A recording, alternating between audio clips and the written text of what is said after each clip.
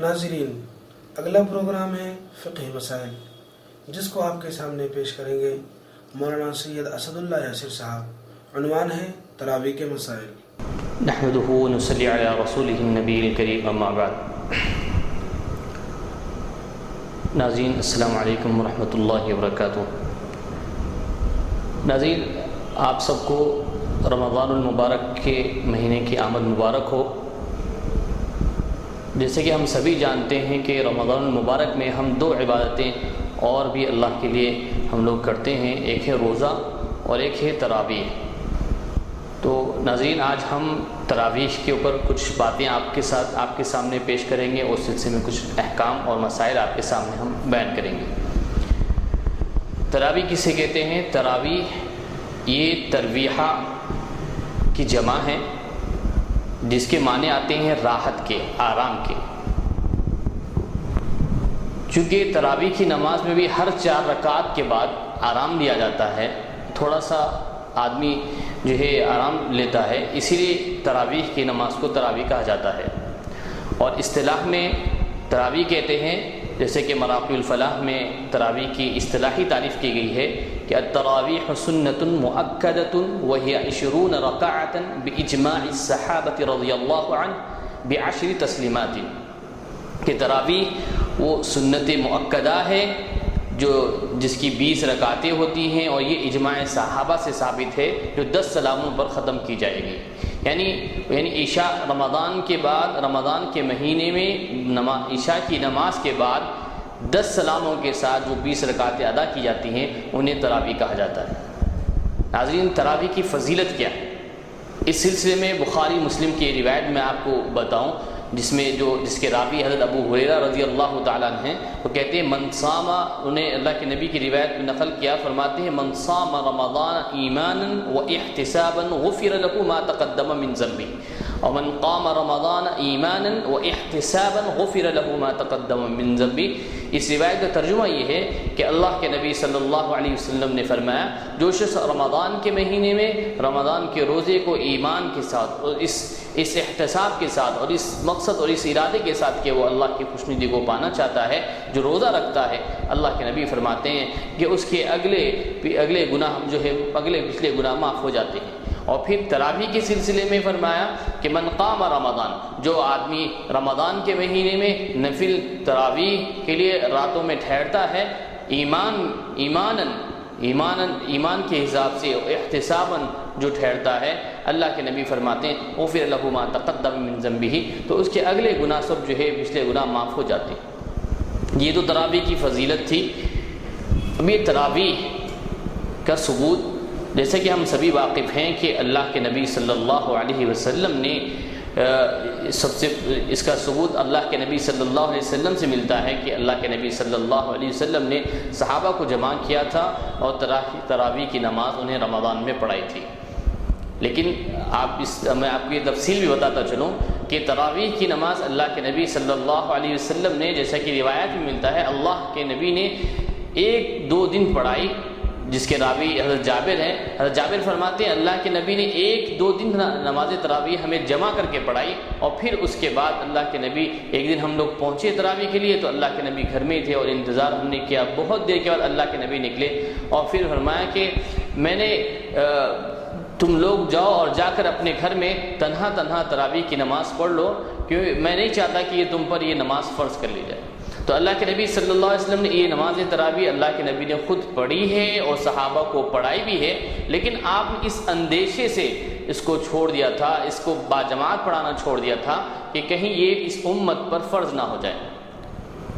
لیکن جب آپ اس دنیا سے پردہ فرما گئے اور پھر حضرت ابوبکر کا دور آیا، جیسے کہ آپ سبھی واقف ہیں کہ جو لوگ اسلامک ہسٹری کی نالج رکھتے ہیں، اس سے واقف ہیں، وہ بخوبی جانتے ہیں حضرت ابوبکر صدیق رضی اللہ تعالیٰ عنہ کا جو پیریڈ ہے، ان کا جو عہد خلافت ہے، وہ بہت ہی مختصر سا ہے، اور اس مختصر سے پیریڈ میں حضرت ابوبکر صدیق رضی اللہ تعالیٰ عنہ کو، جیسے کہ اسلامک ہسٹری میں ہے کہ آپ کو خارجی امور میں بہت زیادہ آپ مشغول تھے، جس کی وجہ سے آپ کو اس سلسلے میں کوئی باقاعدہ ایک سسٹمیٹک آپ سسٹم اس کے لیے کچھ بنا نہیں پائے۔ لیکن جب حضرت عمر رضی اللہ تعالی عنہ کا دور آیا تو ایک ماحول سازگار حضرت عمر رضی اللہ تعالیٰ عنہ کے لیے تھا. انہوں نے ایک مرتبہ جب وہ نکلے ایک شب رمضان میں جب نکلے تو انہوں نے دیکھا مسجد میں کچھ لوگ تنہا نماز پڑھ رہے ہیں, کچھ لوگ جماعت بنا کے نماز پڑھ رہے ہیں. تو حضرت عمر رضی اللہ تعالیٰ نے اپنے ساتھی جو عبد الرحمن بن عبد القادر تھے ان سے کہا کیوں نہ میں ان سب کو ایک حافظ کے پیچھے جمع کر دوں تو کیا ہی اچھا ہوگا. پھر آپ نے حضرت ابی بن کعب کو جو بڑے قاری تھے صحابہ میں ان کو بلایا اور کہا کہ آپ ان سب کو اپنی اقتداء میں تراویح کی نماز پڑھائیں. تو چنانچہ یہ تراویح کی باجماعت نماز کا جو سسٹم جو بالکل باقاعدہ جو شروع کیا گیا ہے وہ عمر رضی اللہ تعالیٰ عنہ کے دور سے شروع کیا گیا ہے. اور اس کی وجہ یہی تھی کہ اللہ کے نبی کے دور میں اس کو باقاعدہ نہیں کیا جا سکتا تھا کیونکہ یہ فرض ہونے کے اندیشے تھے, فرض کیے جانے کے اندیشے تھے جس کے پیش نظر اللہ کے نبی نے چھوڑ دیا. اور حضرت ابوبکر صدیق رضی اللہ تعالیٰ عنہ چونکہ وہ خارجی امور میں خارجی باتوں میں کافی مشغول تھے, جو ان کو چیلنجز تھے وہ اس کے حل کرنے میں مصروف تھے, اسی لیے انہیں اس کا باقاعدہ ایک اہتمام اور باقاعدہ اس کو جمع کرنے کا ایک موقع نہیں مل سکا. لیکن یہ حالات جو سازگار حضرت عمر رضی اللہ تعالیٰ عنہ کو ملے انہوں نے اس کا فائدہ اٹھاتے ہوئے امت کو اس پہ جمع کیا اور یہ باقاعدہ یہ ایک اجماع گویا کہ ہو گیا کہ تراویح کی نماز باجماعت ادا کی جائے گی اور 20 رکعت ادا کی جائے گی. 20 رکعت تراویح کے سلسلے میں 20 اور 8 رکعت کی تراویح کے سلسلے میں اختلاف چلتا ہے جو کہ روایات پر مبنی ہے. لیکن مجھے یہاں پہ ان روایات پہ بات نہیں کرنی ہے, مجھے ایک پوائنٹ دینا ہے. وہ پوائنٹ یہ ہے کہ حضرت عمر رضی اللہ تعالیٰ عنہ نے اپنے دور میں صحابہ اکرام کو 20 رکعت تراویح پر جمع کیا اور اس وقت تمام صحابہ اسی پر جمع ہوئے اور پڑھتے رہے. لیکن اگر 20 رکعت تراویح جو سنت مؤکدہ ہے اگر حضرت عمر کا یہ فیصلہ غلط ہوتا تو کیا حضرت جو صحابہ اکرام وہاں پہ موجود تھے جو وہاں پہ موجود تھے کیا وہ اس پہ خاموش ہو جاتے؟ حالانکہ صحابہ اکرام رضوان اللہ تعالیٰ علیہم اجمعین کا ایسا کوئی معاملہ نہیں تھا کہ وہ حضرت عمر سے ڈرتے ہوں, بلکہ ایک مرتبہ حضرت عمر رضی اللہ تعالیٰ عنہ نے ممبر پر ٹھہر کے فرمایا کہ لوگوں اگر میں راہ راست سے ہٹ جاؤں اور ابو بکر اور رسول اللہ صلی اللہ علیہ وسلم کے راستے سے ہٹ کر کوئی فیصلہ دوں تو تم لوگ کیا کرو گے؟ کیا تم میری اطاعت کرو گے یا پھر میری جو ہے نافرمانی کرو گے؟ تو ایک بدو مجلس میں بیٹھے ہوئے ایک بدو صحابی جو تھے جو گاؤں سے آئے دیہات سے آئے ہوئے تھے انہوں نے ٹھہرا اور کہا کہ عمر اس وقت تمہاری گردن ہوگی اور ہماری تلوار ہوگی. تو یہ صحابہ کے اندر یہ جرأت تھی اور یہ اقدام تھا. ایک حضرت عائشہ کی روایت ہے, حضرت عائشہ کا ایک قصہ احادیث میں ملتا ہے کہ جب سعد بن وقاص کا انتقال ہوا تو حضرت عائشہ کی ایک خواہش تھی کہ ان کا نماز جنازہ جو ہے مسجد میں پڑھایا جائے, لیکن حضرت عائشہ کی اس خواہش کو جو ہے قبول نہیں کیا گیا کیونکہ مسجد میں نماز جنازہ پڑھانے کا ثبوت نہیں ملتا ہے. تو یہ صحابہ کے اندر یہ جرأت مندانہ ان کے اندر یہ کیفیت تھی. اور اگر یہ کیفیت کے باوجود صحابہ اکرام اگر حضرت عمر کا یہ فیصلہ 20 رکعت کا اگر غلط ہوتا تو صحابہ اکرام کیسے اس کو جو ہے قبول کرتے اور کیسے اس کو جو ہے جاری اور ساری ہونے دیتے. یہی وجہ ہے کہ تمام ائمہ اربعہ نے باتفاق 20 رکعت تراویح کو سنت مؤکدہ قرار دیا ہے. اس پہ ہم اس طریقے سے بھی غور کر سکتے ہیں. یہ چاروں مسالک یہ 3 مسالک ہیں, امام ابو حنیفہ کا مسلک ہے اور امام شافعی کا مسلک ہے, امام مالک کا مسلک ہے. آپ دیکھتے ہیں امام مالک کا جو مسلک ہے اس کی زیادہ تر بنیاد جو ہے اہل مدینہ کے عمل متوارث پر رکھی گئی ہے, اور امام شافعی کا جو مسلک ہے اس میں امام شافعی نے اہل مکہ کے عمل کو جو ہے دیکھا ہے اور اس کو اپنی مسلک کا ایک اساس بنایا ہے, ایک جز بنایا ہے. اور ایسے امام ابو حنیفہ رحمۃ اللہ علیہ کا جو مسلک ہے اس کی اساس جو ہے اہل کوفہ کے عمل پر ہے. اور اب جب ہم ان تینوں مرکز کے بارے میں غور کرتے ہیں, یہ تینوں وہ جگہیں ہیں جو صحابہ اکرام کا بڑا مرکز تھی. مسجد نبوی اور مدینہ کا تو پوچھنا نہیں, وہ تو مدینہ العلم تھا, وہاں صحابہ موجود تھے, ان کی موجودگی میں 20 رکعت تراویح پڑھی جا رہی تھی. مکہ میں بھی جو ہے نا 20 رکعت تراویح, اور کوفہ جس کو حضرت علی رضی اللہ تعالیٰ نے اپنا دارالخلافہ بنایا تھا اس میں بھی جہاں بڑے بڑے صحابہ حضرت عبداللہ بن مسعود جیسے فقہائے صحابہ جن کو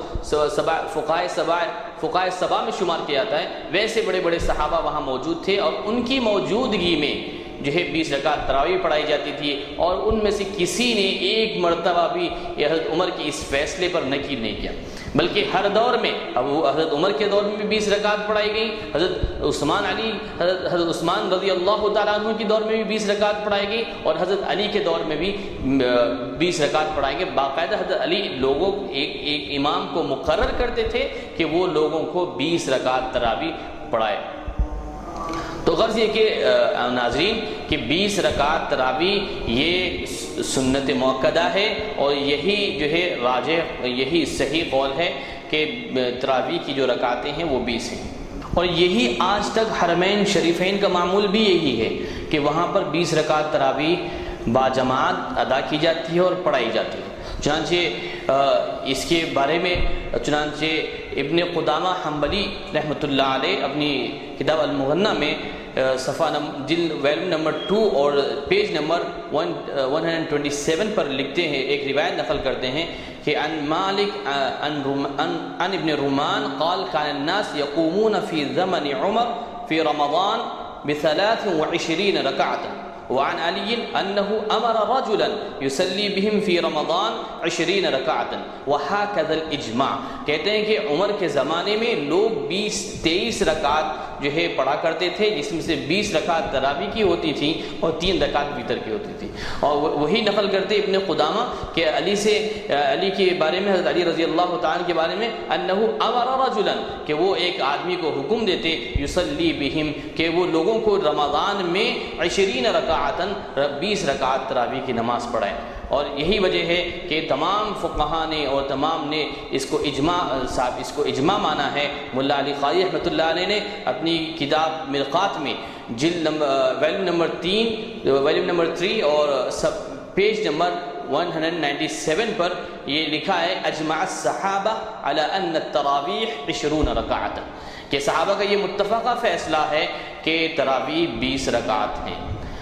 ناظرین یہ تو میں نے تھوڑی سی بات آپ کے سامنے تراویح کے ثبوت اور اس کے سلسلے میں نے ہلکی سی رکھی ہیں، ورنہ اس کے سلسلے میں جو تفصیلات ہیں وہ کتابوں میں موجود ہیں، جو چاہے وہاں پڑھ سکتے ہیں۔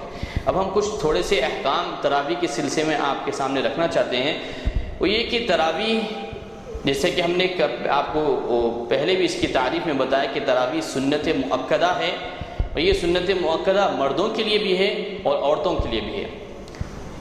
یہی وجہ ہے کہ اگر کوئی اس کی مشروعیت کا انکار کرے تو فقہاء نے اسے بدعتی اور گمراہ کہا ہے، اور اس کی گواہی کو ناقابل قبول کہا ہے۔ امام ابو حنیفہ رحمۃ اللہ علیہ سے جب حسن بن زیاد نے تراویح کے سلسلے میں سوال کیا تو امام حنیفہ نے فرمایا ان التراویح سنت لا يجوز ترکها، کہ تراویح ایک سنت مؤکدہ نماز ہے کہ اس کا ترک کرنا جائز نہیں ہے۔ تو یہ مردوں کے لیے بھی سنت مؤکدہ ہے اور عورتوں کے لیے بھی سنت مؤکدہ ہے، اور اس کی تراویح کو باجماعت پڑھنا یہ جماعت پڑھنا سنت مؤکدہ علی الکفایہ ہے۔ اگر کوئی آدمی تنہا نماز پڑھ رہا ہے، تراویح پڑھنا چاہ رہا ہے تو وہ پڑھ سکتا ہے، لیکن اس کی عادت بنا لینا اچھی بات نہیں ہے، بلکہ جماعت کے ساتھ اپنے اس کو پڑھنا چاہیے۔ ناظرین تراویح پڑھیں گے کب؟ تو تراویح کا جو وقت ہے وہ عشاء کی نماز کے بعد سے شروع ہوتا ہے۔ عشاء کی نماز پڑھیں گے پہلے، اس کے بعد تراویح کی نیت سے جو ہے کہ تراویح کی 2 رکعت ہم پڑھ رہے ہیں، اب اس نیت سے ہم 2 کر 20 رکعتیں پڑھی جائیں گی۔ عشاء سے پہلے اگر کوئی تراویح پڑھتا ہے تو اس کی تراویح قبول نہیں ہوگی، کیونکہ تراویح کا وقت جو ہے وہ عشاء کے بعد ہے، عشاء کے بعد ہے اور وتر سے پہلے۔ اور جب عشاء کی یہ تراویح کی 20 رکعتیں ہو جائیں گی تو اس کے بعد جو ہے وتر کی نمازیں 3 رکعت پڑھی جائیں گی۔ اور یہ ہے کہ تراویح میں کتنی مقدار میں تلاوت کی جانا چاہیے، تو سب سے پہلی بات تو یہ ہے کہ کوشش یہ ہو کہ ایک پورے رمضان میں 1 قرآن ختم کیا جائے، یہ سنت ہے، اور دو قرآن کا ختم، کلام پاک کا ختم کرنا فضیلت ہے، اور 3 کلام پاک کا ختم کرنا یہ افضل ہے۔ لیکن عوام کے لیے یا پھر ان خواتین کے لیے یا پھر جو حافظ ہیں، جو حافظات ہیں، جو حفاظ حافظات ہیں، جو تنہا پڑھ رہے ہیں یا کہیں پڑھ رہے ہیں یا کسی وجہ سے جماعت سے نہیں پڑھ سکتے یا نہیں پڑھا سکتے، لیکن وہ حافظ قرآن ہیں یا حافظات ہیں، تو ان کے لیے امام حنیفہ کا وہ جو ہے ایک مقولہ، ایک اقتباس میں نقل کرنا چاہوں گا، جس میں امام حنیفہ نے کہا، امام حنیفہ رحمۃ اللہ علیہ نے کہا کہ ہر رکعت میں 10 آیتیں پڑھی جائیں، تو کل پورے رمضان میں تراویح کی 600 آیتیں ہوتی ہیں اور ہر رکعت میں 10 آیتیں پڑھی جائیں تو قرآن کی تقریباً 6000 سے کچھ کم زیادہ جو ہے آیتیں ہیں۔ تو اس طریقے سے کہ ہر رکعت میں 10 آیتیں پڑھی جائیں تو اس طریقے سے ایک قرآن بآسانی ختم کیا جا سکتا ہے۔ ناظرین، نماز تراویح میں ہر 4 رکعت کے بعد ایک استراحت ہوتی ہے جس میں بیٹھا جاتا ہے، تو اس میں سنتاً تو یا سنت سے کوئی خاص عمل جو ہے اس میں مروی نہیں ہے، کوئی منقول نہیں ہے، تو لہذا جو لوگ تراویح پڑھ رہے ہیں چاہے جماعت سے ہو یا انفرادی طور پر، وہ لوگ ذکر بھی کر سکتے ہیں، دعا بھی پڑھ سکتے ہیں، یا وہ اپنی کوئی نفل نماز پڑھنا چاہ رہے ہیں وہ نماز بھی پڑھ سکتے ہیں، یا اگر خاموش رہنا چاہیں تو وہ خاموش بھی رہ سکتے ہیں۔ ناظرین، ایک سب سے ایک اہم مسئلہ جو ہے عورتوں کی تراویح کا بھی ہے، کیونکہ موجودہ دور میں عورتوں کی تراویح کا سلسلہ چل پڑا ہے، تو عورتوں کی تراویح کے بارے میں یہ حکم ہے کہ یہ مکروہ تحریمی ہے، لیکن چونکہ اس کا سلسلہ چل پڑا ہے اور جو بچیاں حافظات ہوتی ہیں ان کے قرآن کی حفظ کی بھی جو ہے ان کے قرآن کی حفاظت کی بھی ایک ذریعہ مطلب آج کے دور سمجھا جا رہا ہے، تو اس کے لیے باقاعدہ عورتوں کی تراویح جو ہے جماعت بنائی جاتی ہے، تو یہ علماء نے اس کی اجازت دی ہے، لیکن چند شرائط ہیں۔ پہلی شرط تو یہ ہے کہ جو خاتون عشاء کی تراویح پڑھائیں گی وہ بیچ صف میں کھڑے ہوں گی، بالکل سامنے نہیں کھڑے ہوں گی، جس طریقے سے مردوں کی جماعت میں ہوتا ہے کہ امام بالکل سامنے ہوتا ہے، اس کی بالکل پیچھے جو ہے نا مقتدی ٹھہرتے ہیں، ایسا یہ خاتون نہیں ٹھہریں گی، بلکہ بیچ اپنے صف میں بالکل بیچ صف میں ٹھہریں گی۔ اور دوسرے یہ کہ یہ زیادہ زور سے اپنی آواز کو اونچی نہیں کریں گی قرات کے دوران، اس لیے کہ عورت کی آواز بھی خود پردہ ہے۔ اور سب سے اہم شرط جو تراویح کے سلسلے میں، خواتین کی تراویح کے سلسلے میں جو ہے جو بنیادی شرط ہے جواز کے لیے، وہ یہ ہے کہ اس میں اعلان نہ کیا جائے، اس میں تداعی لوگوں کو بلایا نہ جائے، بلکہ گھر کی چند عورتیں مل کے اگر یہ اہتمام کرنا چاہتی ہیں تو وہ کر سکتی ہیں، لیکن باقاعدہ اس کے لیے اشتہار بازی ہو، اس کے لیے اعلانات کیے جائیں، حافظات کے اعلانات کیا جائیں کہ یہاں پہ عورتوں کی خواتین کی تراویح کا انتظام کیا جا رہا ہو اور عورتیں اپنے گھروں سے دور سے نکل کر وہاں پہنچے، یہ اس کی اجازت بالکل نہیں ہے۔ اور ایک مسئلہ ناظرین تراویح کے سلسلے میں کہ بسا اوقات عورتوں کی تراویح ہوتی ہے اور پڑھانے والا لڑکا ہوتا ہے، تو اس سلسلے میں یہ سب سے اہم شرط ہے کہ اگر کوئی مرد تراویح پڑھا رہا ہو عورتوں کو تو ان دونوں کے درمیان ایک صف مردوں کے بھی ہونا ضروری ہے، اس کے بغیر اگر تراویح پڑھائی جائے تو تراویح جائز نہیں ہے۔ ایسے ہی ناظرین تراویح کی رکعت، چونکہ تراویح میں اگر آپ نے 2 رکعت کے بعد اگر آپ ٹھہر گئے، آپ نے قاعدہ اخیرہ کیا اور بھولے سے اگر آپ ٹھہر گئے اور آپ کو یاد نہیں رہا اور آپ نے تیسری رکعت بھی پڑھ لی، تو اب آپ تیسری رکعت میں اگر آپ کو یاد آتا ہے کہ آپ نے 1 رکعت زائد پڑھ لی ہے، تو آپ کے لیے ضروری ہے کہ آپ اس کو یوں ہی ختم نہیں کریں گے، بلکہ آپ ٹھہریں گے اور ٹھہر کر اور 1 رکعت کو مکمل کر جو ہے اس کو ختم کریں گے، اور پھر آپ کو یہ 2 رکعت دہرانی پڑیں گی، اور اس میں جو قرات کی گئی ہے وہ بھی آپ کو جو ہے دہرانا پڑے گی، اس قرات کو بھی آپ کو دہرانا چاہیے۔ ناظرین تراویح یہ پورے رمضان کے لیے ہے، یہ صرف قرآن کے ختم تک یا قرآن کے امام جب تک کلام پاک مسجد میں پڑھایا جا رہا ہے یا ہو رہا ہے جب تک پڑھنا اور پھر اس کے بعد بقیہ رمضان میں چھوڑ دینا یہ مناسب نہیں ہے، بلکہ رمضان کے پورے مہینے میں چاند رات جب تک چاند رات نہ ہو جب تک تراویح کا پڑھتے رہنا یہ سنت مؤکدہ۔ ناظرین اور ایک مسئلہ تراویح کے سلسلے میں یہ ہے کہ اگر کسی کی تراویح چھوٹ جائے تو وہ کیا کرے؟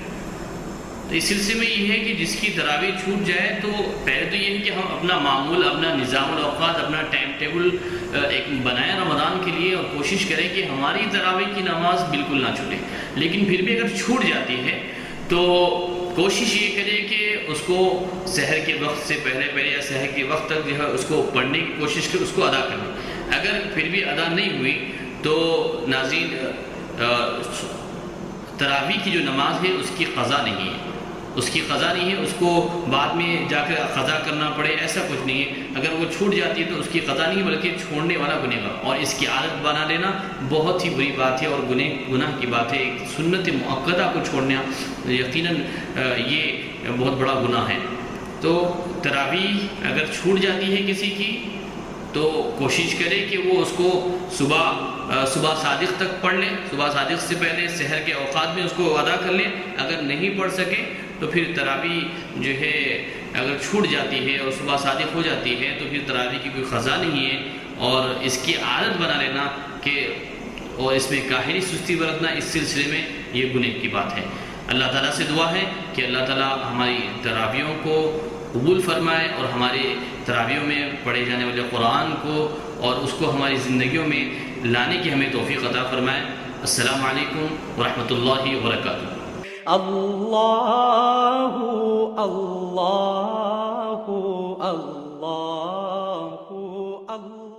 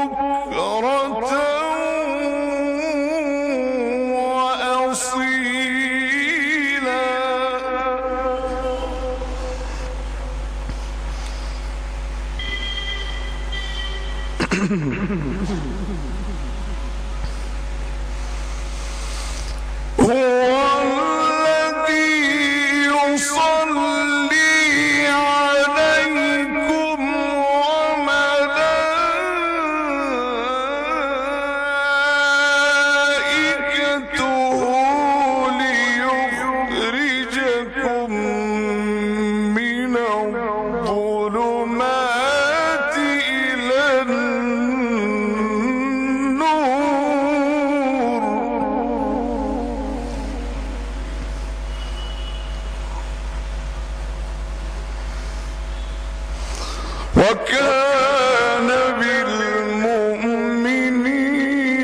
رَحِيمًا۔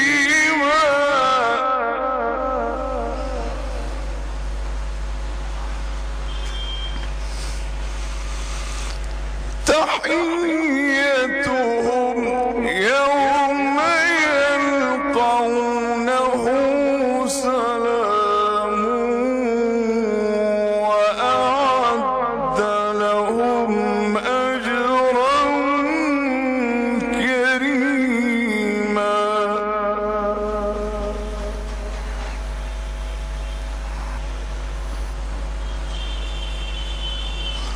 يا أيها النبي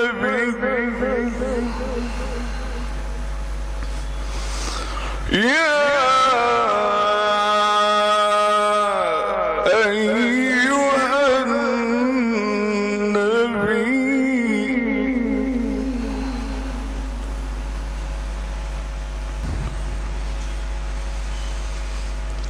يا أيها النبي إنا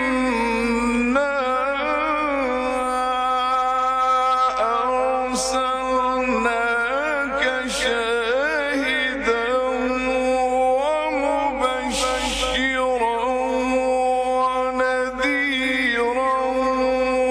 وداعيا إلى الله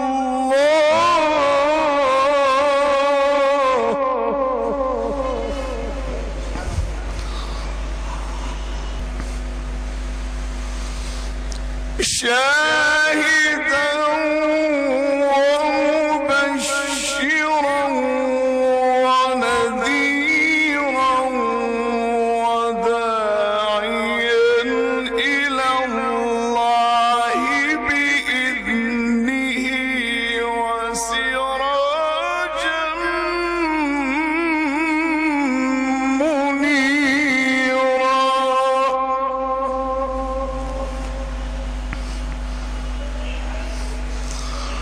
وبشر المؤمنين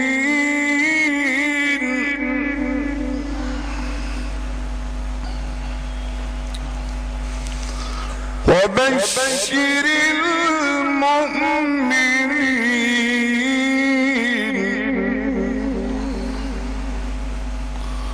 وبشر المؤمنين بأن لهم من الله فضلا كبيرا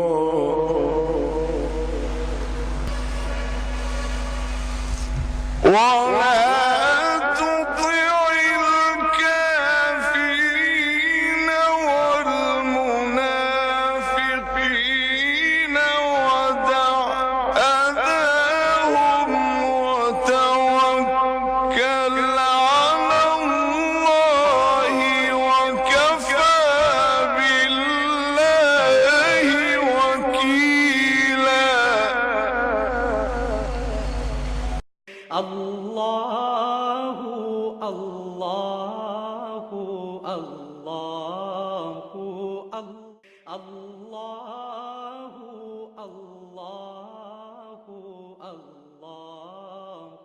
الله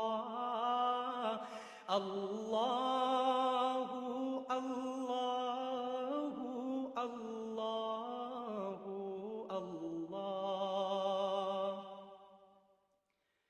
كنز الكرم مولى النعم هادي الأمم لشريعته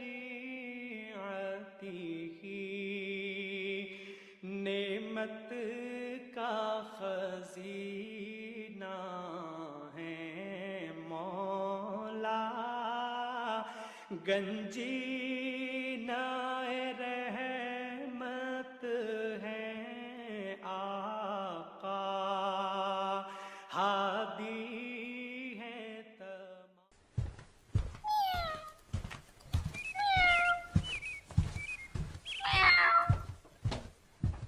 ارے ذرا دیکھو تو یہ کیوں چلا رہی ہے؟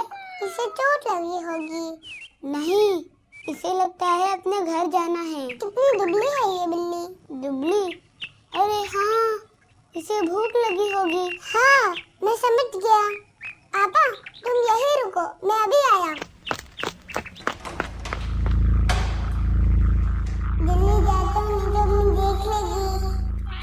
دیکھنا جب یہ چاول کھا لے گی نا تو بالکل شانت ہو جائے گی. عبدالباری تم نے خود ہی چاول لے آئے؟ ہاں، چھپکے سے کچن سے لے آیا، ورنہ امی ڈانٹ دیتی.